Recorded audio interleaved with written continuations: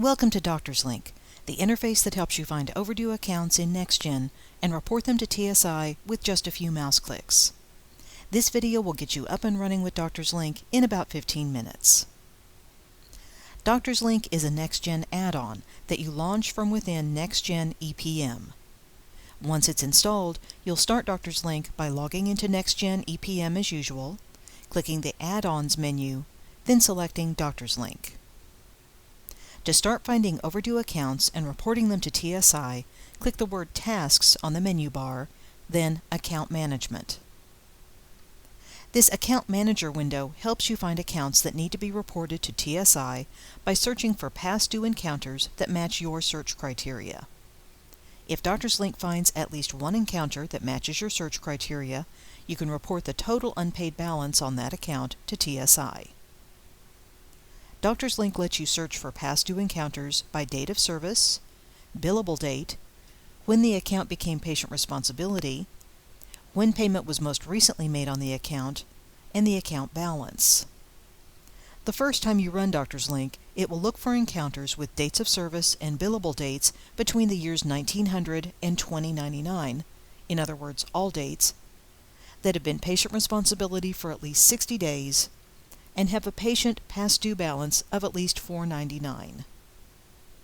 To change a date field, you can click the down arrow at the right side of the date to view a small calendar from which you can select the date.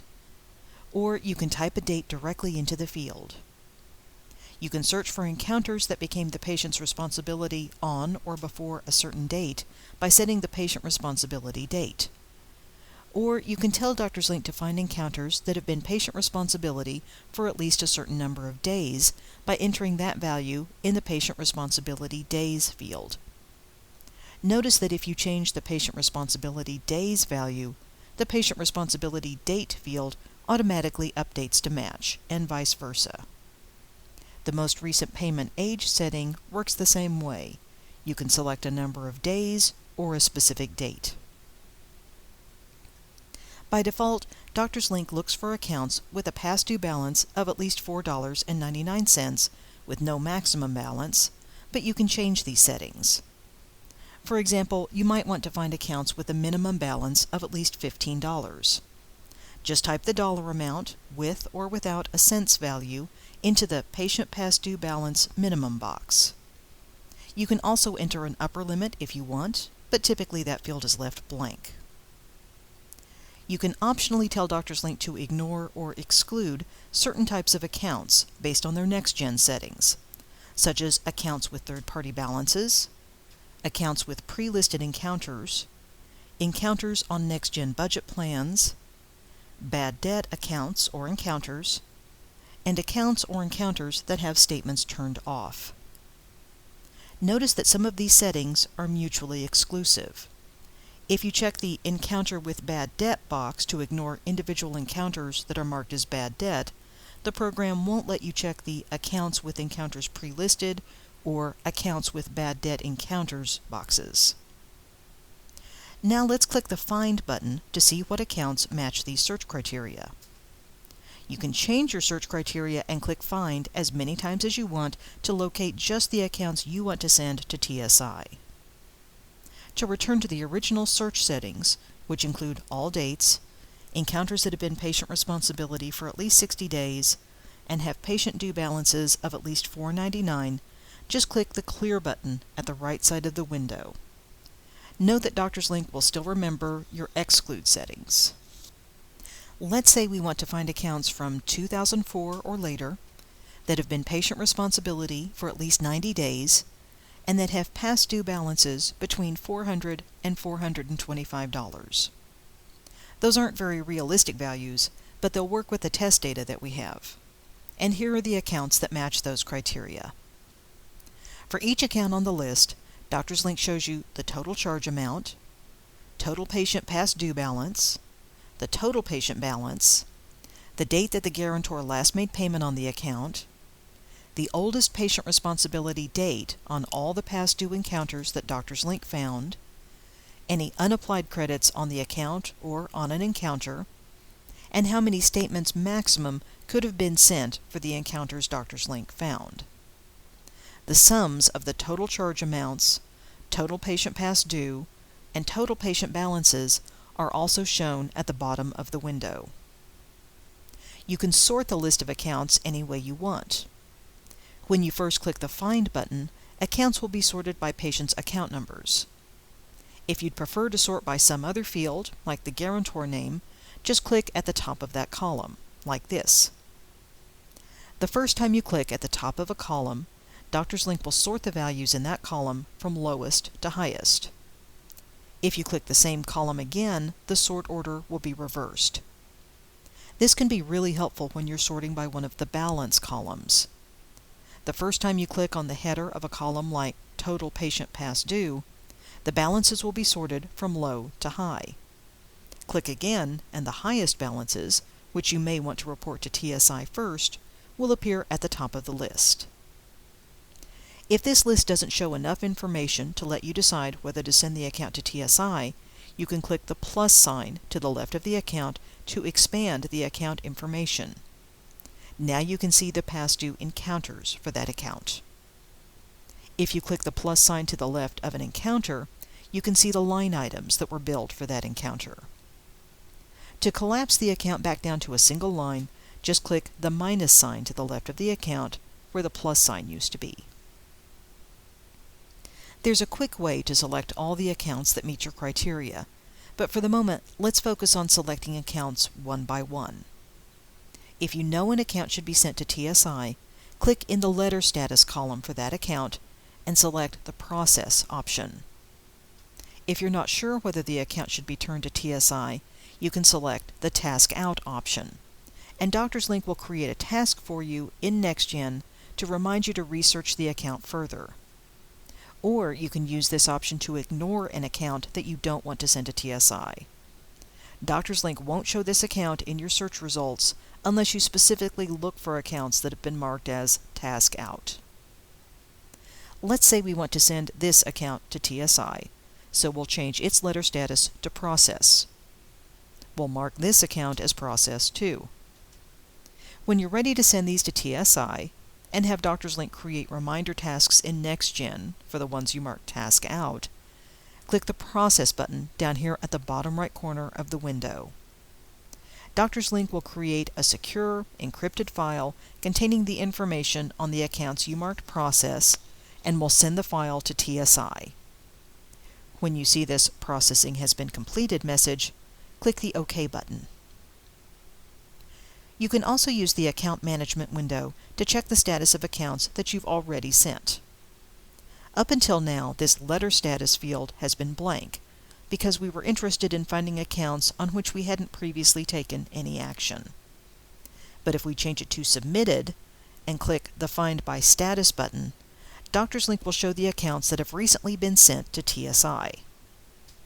Since we just sent these accounts a few minutes ago, this Days column shows that they were sent to TSI 0 days ago. If we check these accounts tomorrow, the Days column will have a 1 in it. DrsLink also shows whether any adjustments or payments have been applied to an account since it was sent to TSI. You should check the Account Manager window regularly, at least a couple of times a week. Partly that's so you can find new claims that have minimum ages and balances that meet your search criteria and report them to TSI. But also so DrsLink can automatically find and report any payments on the accounts you've already sent to TSI. I'm going to close the Account Manager window by clicking the Close button at the bottom right corner, and reopen it by clicking Tasks, Account Management. Each time you view the Account Manager window, DrsLink reviews the accounts you've previously reported to TSI and that are still considered active to see if any payments have been made on them. If so, it will automatically notify TSO about those payments and display this Processing has been completed message. Just click the OK button to continue. This ability to automatically notify TSI of payments is an important feature of DrsLink. TSI needs to know about these payments, especially payments in full, so they can stop contacting guarantors who've paid off their accounts. All you need to do to keep TSI up to date is to visit the Account Manager window regularly. Occasionally, it may happen that a guarantor pays off their claim, but it will take a few days before the payment is posted in NextGen. If you want to let TSI know about payment right away, you can manually mark the account as paid in full in DrsLink. Let's say that we've received full payment on this account, and we want TSI to know about that immediately. We'll click in the Letter Status column for the account and select the Paid in Full option. If this wasn't just a demonstration, I'd be sure to click the Process button before leaving this window, since that's what actually sends the account information to TSI. Notice that there are also Suspend and Stop options. The Suspend option instructs TSI to temporarily stop contacting the guarantor. You can select this option if the patient has promised to pay off the account but hasn't done so yet. If the patient doesn't make payment as promised, you may be able to instruct TSI to restart their contacts wherever they left off, using TSI's online client portal. You'd need to do this within 50 to 60 days of suspending the account, depending on what TSI service you're using. Contact your TSI sales rep if you have any questions about reinstating suspended accounts or about using TSI's online client portal. The Stop option lets you instruct TSI to stop contacting the guarantor on this account. You might choose the Stop option if the account was turned to TSI in error. For example, if the patient's balance was supposed to have been written off. If you change the letter status of any accounts, be sure to click the Process button before you leave the Account Manager window so your changes will be sent to TSI. Since this is just a demonstration, I'm not going to bother sending these accounts.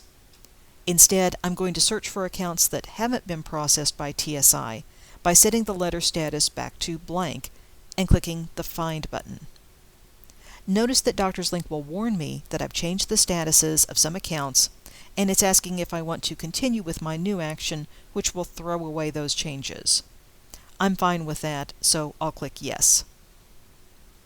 There are just a few other buttons on the Account Manager window that we haven't discussed yet. The Set to Process button over here at the left is the quick way to select all accounts that I previously mentioned. If all or nearly all the accounts you've located need to be reported to TSI, click Set to Process. All accounts that are currently shown and that have a blank letter status will be marked Process. If a few of these accounts don't need to go to TSI, you can change their statuses back to blank or to Task Out.